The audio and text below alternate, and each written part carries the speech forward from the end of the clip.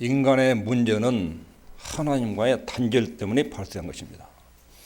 인간의 모든 문제 해결책은 하나님께로 돌아와서 하나님과의 관계가 다시 회복되면 인생의 모든 문제에 대한 답을 얻습니다. 하나님께 떠난 인간이 하나님께로 돌아오게 하는 것을 복음이라고 하는데, 복음의 중심에는 십자가가 있습니다. 복음을 떠나서는 이 세상에 소망이 없습니다. 하나님과의 끊어진 관계에서는 부와 명예와 권력과 여러 가지 쾌락을 누려도 전부 다 일시적인 것들이고 진정한 행복을 가져다 주지 못합니다. 갈라디아 6장 14절 바울 사도가 고백하기를 십자가 외에는 결코 자랑할 것이 없다. 왜 그런가? 에베소 2장 본문에 따르면 십자가만이 하나님과 죄인된 인간을 연결해 줄 수 있고, 죄인된 인간의 전능하신 하나님을 만날 수 있도록 만들어지고, 하나님과 인간 사이의 화평을, 사람과 사람 사이의 갈등과 분쟁을 종기부찍는 유일한 것이 십자가뿐이다. 이것을 발견했기 때문에 그렇습니다. 이 논리가 에베소 2장 전체에 흐르고 있습니다. 성경은 이 세상을 악한 세상 이렇게 진단합니다. 세상은 온갖 비리, 부정, 미움, 살인, 폭력, 전쟁, 갈등 끊임없이 안 일어날 데가 없습니다. 인간은 누구든지 언제든지 범죄할 수 있습니다. 한 개인의 범죄 가능성은 항상 존재하고, 한 개인이 모여서 집단을 이룬 것이 국가입니다.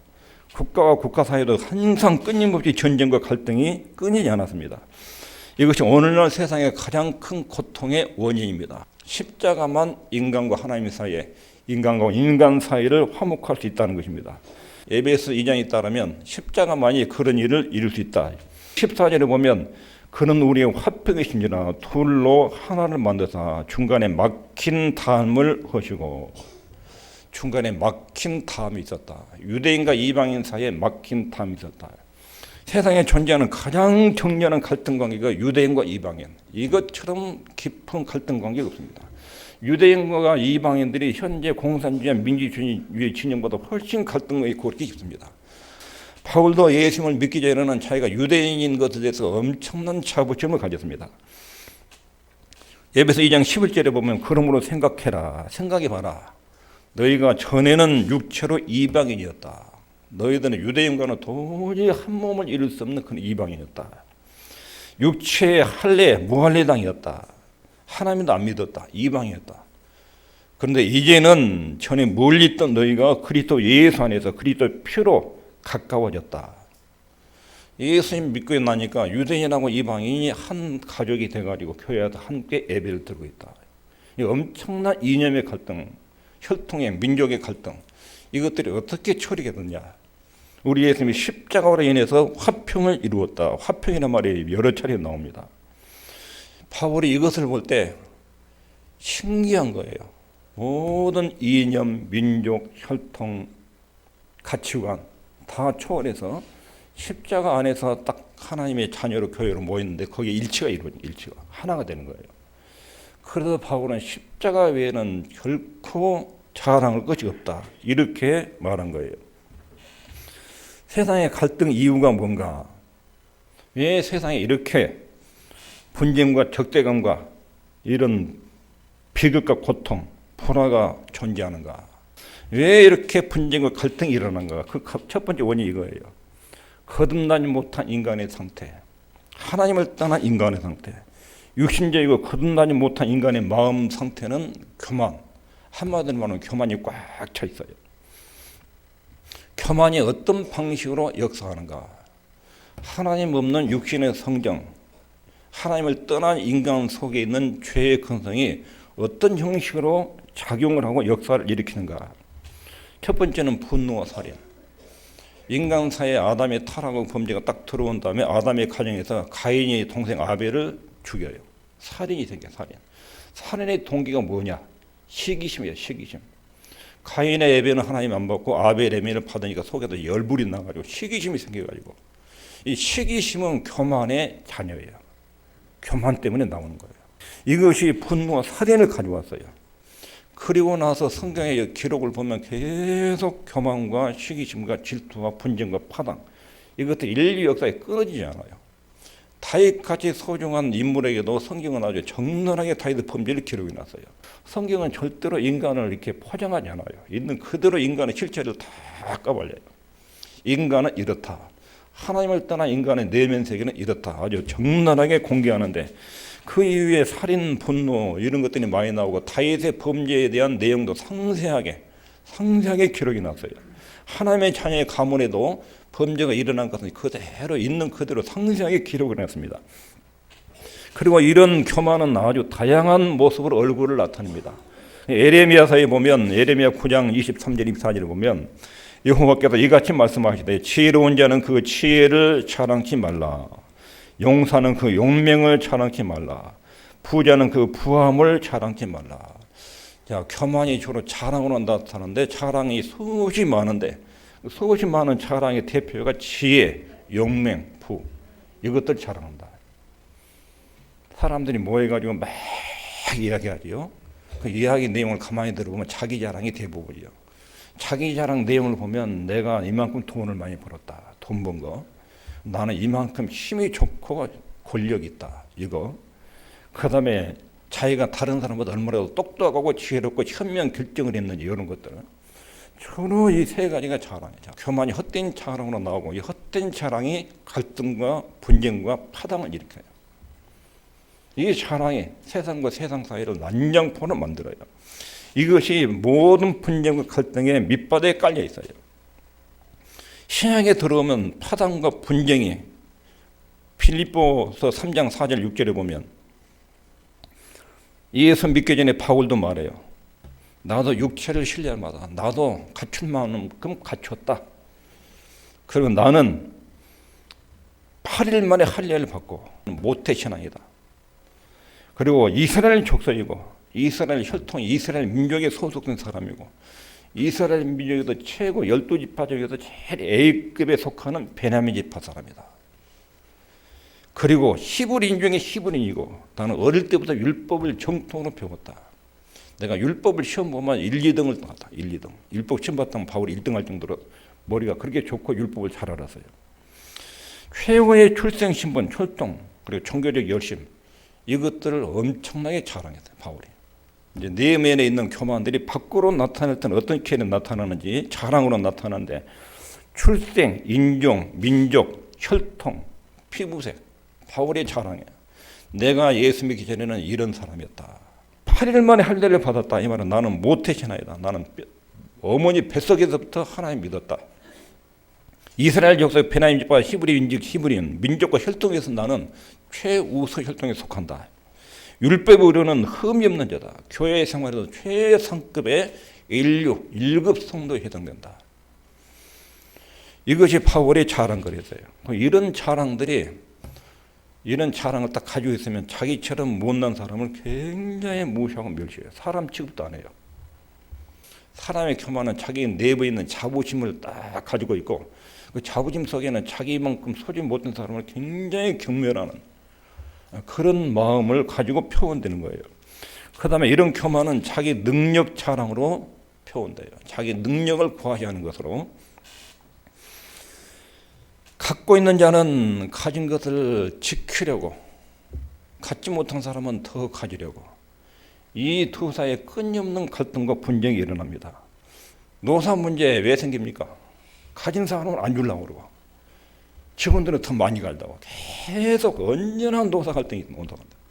나라와 나라 사이도 부모님 돌아가시면 형제들 형제 사이로 유산 갖고 큰형이 더 많이 가려고 그러고 적게 가려고 막 인간의 갈등에는 이게 항상 있는 거예요. 자기 능력 안에서 가진 사람, 갖춘 사람, 못 가진 사람, 더 가지려고 하는 사람 이 사이의 갈등이 역사 이래로 끊임없이 일어났어요. 이게 전쟁 형태로 나타나는 거예요. 자기 능력은 두 가지로 나타나는 하나는 부와 가난 사이에 이것으로 갈등과 분쟁이 일어나요. 많이 가진 나라는 꼭 다른 사람을 지배하고 통제하려고 그래요. 힘이 센 나라는 꼭 사람들을 거느려가지고 다 자기 거느려 이렇게 너 여기 있어야 우리 힘에 벗어나면 안 돼요. 팍 이러고 못 가진 사람은 자기 더 가지려고 막 앙당거려요. 이런 싸움이 국제 갈등의 원인이에요. 또 지혜자와 무식 사이에 헬라인과 야만인 바울 시대 헬라인은 자기들 헬라 철학, 그리스 철학으로 발달돼서 인생을 아주 지혜롭게 산다고 생각했어요. 공부를 많이 한 사람, 자기 인생에 대해서 뭔가 자기가 아는 사람으로 생각하고, 제가 무시한 사람들은 굉장히 무시했어요. 지혜가 없고 공부를 안 한 사람은 인간 취급을 안 했어요. 이게 헬라인들의 사고방식이에요. 그러나 다른 야만인 쪽들도 그들 나름대로의 장사를 잘하는 나라가 있고, 해운업을 잘하는 사람이 있고, 전쟁을 잘하는 나라가 있고, 자기 나라의 독특하고 고유한 문화와 기술과 삶의 영역이 있는데, 헬라인들은 그런 거 다 쓸데없다고 다 무시하고, 헬라인은 인간을 딱 두 분류로 나눴어요. 지혜로운 사람, 무식한다. 지혜로운 사람은 인생이 뭔가를 알고 삶이 뭔가를 안다. 무식한 저것들은 아무도 모른다. 저 사람들은 자기들이 무엇을 받으니까 막 지혜로운 사람들을 그냥, 이런 갈등들이 인류 역사에 항상 존재해왔어요. 교만은 이런 형태로 나타나고, 이런 형태로 나타나는 교만이 인간 사이의 갈등과 분쟁을 일으켜요. 가정도 똑같아요. 명절 때 딱 모이면 공부 많이 한 자식들, 공부 못한 자식들, 돈 많이 버는 자식, 못 버는 자식, 알게 모르게 막 속에서 자존심 대결이 모이면 한 가정인데도 얼마나 그게 암투들이 심한지, 가진 것 가지고, 배운 것 가지고, 자기 외형 가지고, 이런 것들이 모든 교만에 밖으로 표출된 내용들이에요. 이것이 다루어지지 않는 한 인간의 화합, 일치, 이건 안 와요. 세상은 이걸 다룰 만한 능력도 없고 내용도 없어요. 팽팽한 이런 대결이 있는 거예요. 이런 이유 때문에 세상은 갈등, 분쟁, 미움, 증오, 적대감이 늘 존재했습니다. 잠깐 거짓 평화처럼 적대감이 멈춘 경우가 있어요. 우리나라가 지금 약 70년 동안 북한과 딱 멈췄지요. 휴전이지 지금 적대감이 없는 게 아니에요. 남북 간의 사상적으로 매일 비방하고 얼마나 신경전을 많이 벌입니까? 지난 70년 동안. 이것은 전쟁이 잠깐 멈춘 것이지 평화가 아니에요. 진정한 평화는 새로운 관점으로 상대방을 딱 보는데, 상대방에 대한 존경, 사랑, 헌신, 섬김, 이런 관점으로 상대방을 봐야 그게 진정한 일치 화해예요. 그러나 지금 세계 평화라는 것은 이렇게 하는 것이 서로 정치적으로, 실리적으로 이익이 되기 때문에 우리 그 싸우지 말고 잠깐 멈추자. 이런 정도의 평화예요, 평화. 진정한 평화가 왜 십자가인지, 십자가가 어떻게 하나님과 인간 사이를, 그리고 인간과 인간 사이를 화해시켰는지, 바울은 그 내용을 보고 너무나 감동이 돼가지고 내가 십자가 외에는 자랑할 수 없다. 이것만이 사람과 사람 사이의 진정한 일치와 사랑과 존경 안에서 일치를 만든다. 첫 번째, 십자가가 어떻게 사람과 사람 사이를 화평케 하느냐. 읽겠습니다. 시작. 십자가는 자신의 모습을 보여줍니다. 자기 모습을 보여줘요. 근데 싸움이 왜 일어나냐면 자기 모습을 몰라서 일어나요. 자기 모습을 몰라요. 사람들은 다 자기가 괜찮은 사람이라고 생각해요. 나는 싸우기 싫어하는 평화주의자다. 내게는 시기도 없다. 질투도 없다. 나는 미움도 없다. 그런데 네가 나를 조금만 잘 대해주면 안 싸우는데 네가 문제다. 네가. 부부싸움도 언제나 싸우고 나면 상대방이 잘못해가지고 싸웠다는 거야. 상대방. 나는 평화주의자고 나는 항상 옳은데 나한테 조금만 양보를 하고 이해를 해주면 살겠는데, 저쪽에서 상대방이 나한테 이해를 안 하고 자기 고집을 세우고 그래서 안 된다고. 자기 모습을 몰라요. 자기 모습을. 복음은 인간의 정체를 정확하게 폭로시켜요. 그대로 드러내고 폭로. 인간이 얼마나 추악한지. 예수님과 하나님을 딱 만나고 나면 하나님의 빛이 자기 마음을 비춰줘요. 근데 자기의 생각, 감정, 정서, 언어 속에 얼마나 더러운 죄들이 많은지 아주 적나라하게 드러날 것이. 야, 내가 이렇게 죄인이고 이렇게 썩어 있고 이렇게 부패했구나. 과거에 내가 이렇게 못된 인간으로 살아오구나. 예수님 만나고 나면 이걸 꼭 회개하는 과정이 거쳐요. 자기 모습이 적나라하게 보여요. 자기를 정확하게 보여주는 것이 십자가예요. 십자가 앞에 서면 인간의 정체가 적나라하게 보입니다. 어느 정도 적나라하게 보이냐면, 하나님의 아들이 땅에 인간의 몸을 입고 오셔서 십자가에 죽어야 될 만큼 우리는 큰 죄를 지었다. 하나님께. 이런 자기 정체를 확인해야 돼요. 그러면서 자기 모습에 대한 명확한 진단이 이루어지고, 자기 진단이 이루어지면 그때 교만이 사라져요. 겸손해져요. 예수님의 복음을 정확하게 만난 사람은 겸손해지고 싸움꾼이 안 돼요. 싸움꾼이. 교회에서 싸움꾼들은 복음을 몰라요. 십자가 은혜를 경험하고 통과해 본 경험이 없어요. 싸움꾼이. 생각해 보십시오. 예수님이 왜 오셨는가?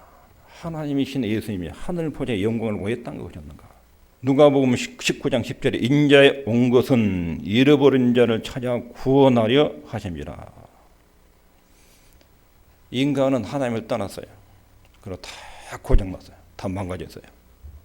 영혼도 부서져서 막 고장나서 영혼도 죽어버렸고, 지성도 고장나서 엉뚱한 생각을 하고, 감정도 고장나가지고 온갖 불안, 두려움, 염려, 미움들이 막 난동을 피우고, 의지도 정확하게 자기가 의지의 결정들도 정확하게 내리지 않아요.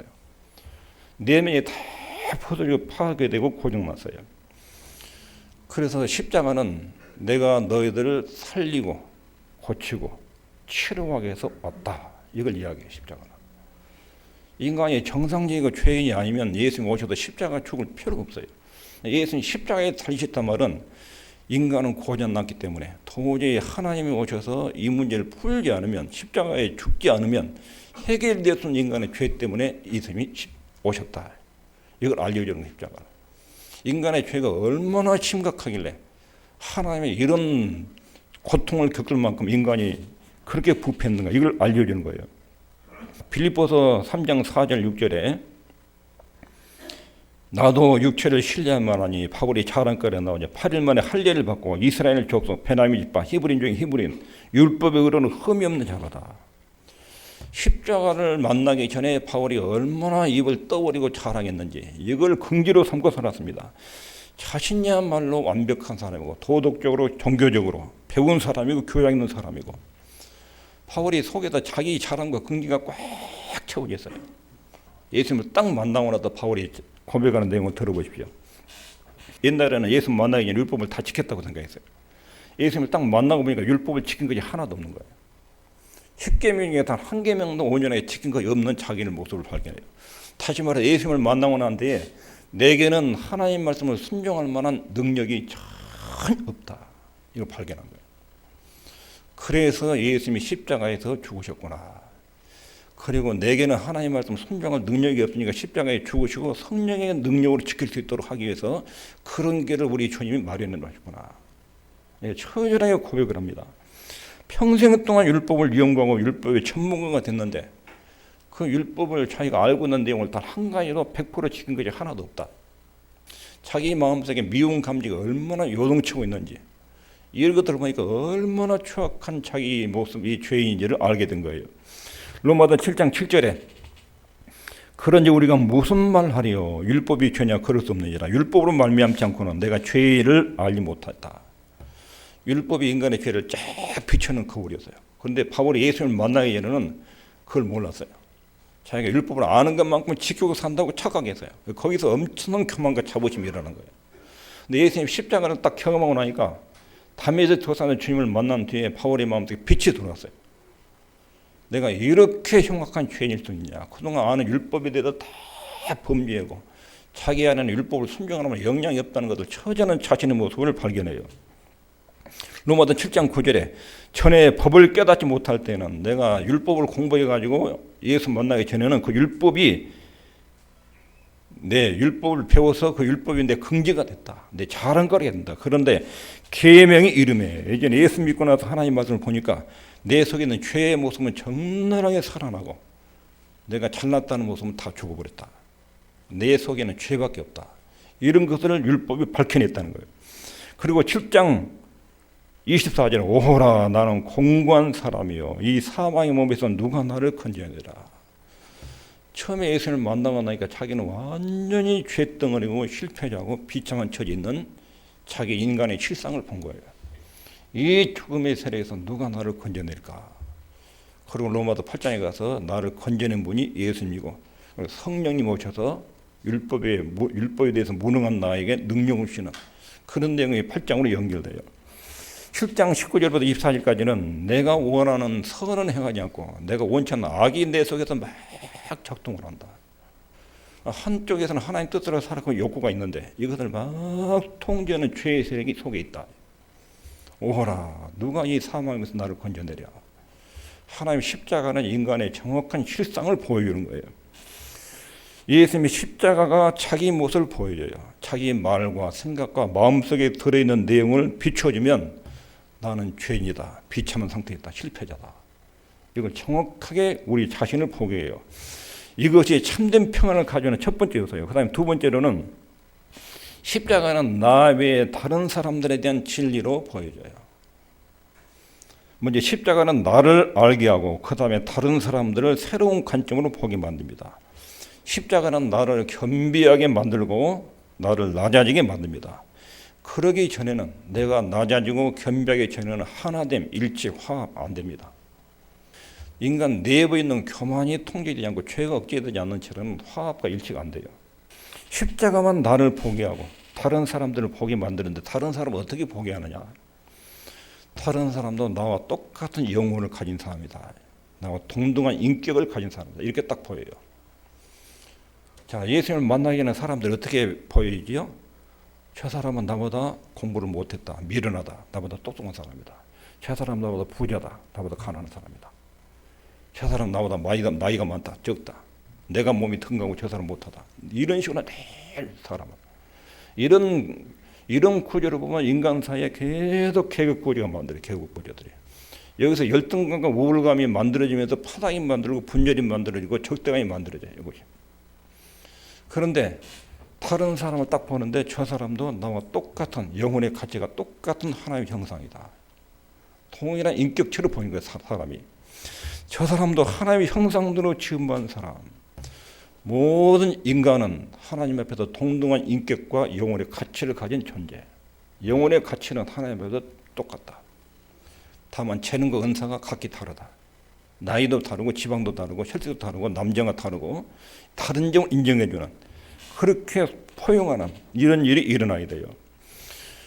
하나님의 형상대로 지음받은 인간, 그리고 인간은 하나님 앞에 모두 동등한 인격과 영혼의 가치를 가진 존재.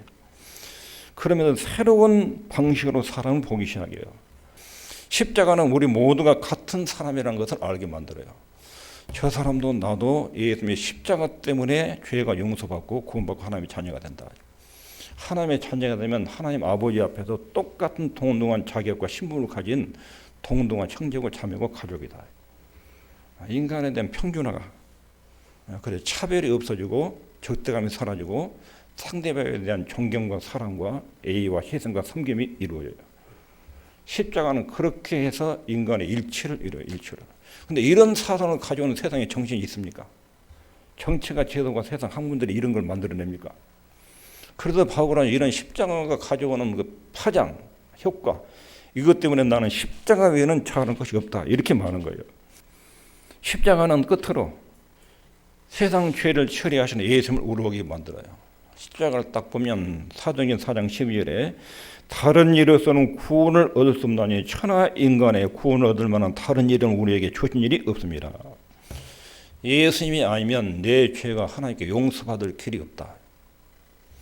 유일하게 예수님의 십자가를 통해서만 내가 죄가 용서되고 죄가 용서되어 나를 만든 창조 하나님과 소통이 관계가 열리고 그리고 그분이 내 영혼 속에 들어오는데 죽은 영혼을 살리고 내가 이 땅에서 목숨이 끊어지면 천국에 갈 수 있는 길이 열리고 이것만이 유일한 인생의 희망이고 행복이고 삶의 원천이다. 이것을 발견하게 된 거예요. 십자가. 우리에게 유일한 자랑거리는 십자가 외에는 자랑거리가 없는 거예요. 여기 인간은 자기를 자랑할 수 없다. 왜? 에베소 2장 8절 9절에 보면 우리의 구원은 하나님의 은혜로 믿음으로 어리워졌다. 우리 행위에서 나온 것이 아니다. 내가 교회 다닌 것 자랑할 수 없어요. 감사해야죠. 감사. 내가 하나님 믿고 하나님의 자녀가 된 것은 내가 똑똑해가지고 선택 잘해가지고 얻은 것이 아니라 행위에서 난 것이 아니라 이는 누든지 자랑치 못하게 함이니라. 두 번째 자랑할 수 없는 이유는 고린도전서 4장 7절에 누가 너를 구별했느냐? 누가 너 잘난 사람으로 딱 구별해 넣었냐? 네가 있는 것 중에 받지 아니한 것이 무엇이냐? 네가 받았은즉 어찌하여 받지 아니한 것 같이 자랑하느냐? 내 생명, 건강, 재산, 자녀, 가정 하나님의 선물이에요. 네가 가지고 있는 것 중에 하나님이 안 받은 것이 무엇이 있어? 근데 왜 네 것인 것처럼 자랑해? 이 자랑 때문에 고린도 교회에 파벌이 생기고 파당이 일어나고 싸움이 일어난 거예요. 고린도 교회. 근데 고린도 교회는 자기가 가진 은사도 자기가 잘나서 나온 줄 알아. 자기가 잘나서. 자기의 자랑이 교회를 파당을 만들고 파벌을 만들고 갈등과 싸움터로 만든 거예요. 이것에 대해서 책망하기를 하나님께 다 받았는데, 하나님 다 선물로 받았는데, 받은 사람의 책임이 뭐예요? 받은 사람 책임. 받은 사람의 책임은 주신 분한테 감사해야 돼. 감사. 하나님 이것도 주고 저것도 주고 이것도 주고 감사합니다. 그러면 받은 것 때문에 교만하지 않고 시험이 안 들어요. 모든 자랑거리는 감사거리예요. 감사거리. 감사로 가면 자랑 때문에 시험이 안 들어요. 듣는 사람도 시험 안 들어요. 자랑하면 시험 들고 본인도 망가져요. 받았다. 그러니까 자랑하지 말아라. 로마서 3장 23절은 모든 사람이 범죄하여 하나님의 영광에 이르지 못했다. 다 똑같은 죄인이다. 그러니까 서로 잘났다고 자랑하지 말아라. 십자가는 우리 모습을 정확하게 알게 해줍니다. 자기를 과대평가하고 잘났던 바울이 십자가 앞에서 완전히 부서집니다. 나는 하나님 말씀을 이행할 만한 능력이 없다. 나는 죄인 중에 괴수다. 자기 발견이 정확한 진단이 이루어집니다. 이렇게 자기 모습의 실체를 보면 자기를 자랑할 수 없어요. 누구 앞에 가서도 자기를 자랑하잖아요. 자기를 자랑하지 않는 사람은 다른 사람과 분쟁과 싸움꾼이 돼가지고 싸움을 일으키지 않아요. 회개심도 없어요. 이것이 진정한 일치와 평안을 이루는 것입니다. 오늘 본문 말씀을 정리하면 첫 번째는 복음을 떠나서는 세상에 소망이 없다. 하나님을 떠나면 인간에게는 진정한 행복, 평안, 내세에 대한 소망 이거 다 사라집니다. 세상은 성경에도 악하다 이렇게 평가합니다. 세상은 악하다. 악한 세상. 항상 분쟁이고 갈등이 있습니다. 분쟁의 원인은 하나님이 배제된 인간의 영적인 상태. 그것이 여러 가지 죄의 형태로 표출되면서 이것이 사람과 사람 사이에, 나라와 나라 사이에, 가정관계, 직장 모든 문제를 파괴하는 이런 죄들이 있습니다. 이것을 해결하는 유일한 방법이 십자가입니다. 예수님의 십자가만이 진정한 일치와 평안을 이룹니다. 왜 그러냐면 십자가는 첫 번째는 자기를 알게 해요. 자기를. 나는 죄인이다. 하나님의 은혜로 나는 회복되고 치료되고 살아났다. 고침을 받았다. 자기를 보게 해요. 자기를. 이제까지는 다른 사람의 문제인 줄 알았더니 내가 내 문제의 가장 큰 원인자다. 자기 존재를 알게 해요. 그리고 십자가는 다른 사람에 대한 진리도 보여줘요. 얼마나 소중한 사람이냐. 내 주변에 있는 동료 인간들 다 하나님의 형상대로 지은 소중한 사람들이다. 예수를 믿지 않은 사람들은 아직 몰라서 마귀에 속아서 그런 것이고 그 사람들도 예수 믿으면 굉장히 아름답게 인생을 피어날 사람들이다. 이렇게 보는 거예요. 그리고 십자가는 우리 예수님의 보배로운 피를 통해서 얻은 새로운 생명, 나는 새 생명을 얻은 하나님의 자녀다. 이 가치를 알게 하고 새로운 인생의 방향을 설정해주는 엄청난 힘이 있는 거예요. 그래서 바울은 십자가 외에 자랑할 것이 없습니다. 부를 자랑하지 말아라. 재물을 자랑하지 말아라. 용사는 용명을 자랑하지 말아라. 이런 세상 지혜를 자랑하지 말아라. 자랑할 것은 이것으로 자랑하지 청명하여 나를 아는 것과 하나님을 아는 것 자랑해라. 하나님의 은혜와 사랑을 자랑해라.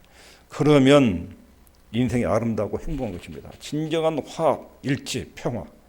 십자가의 정신이 나라와 나라 사이를 그리고 개인과 개인 사이를 집단과 집단 사이를 화평을 만들어주는 그런 삶이 됩니다.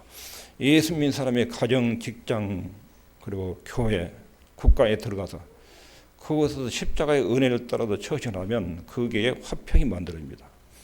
주님의 십자가 안에서 진정한 평화와 기쁨과 행복을 누리는 저와 여러분이 되시길 바랍니다. 기도하겠습니다.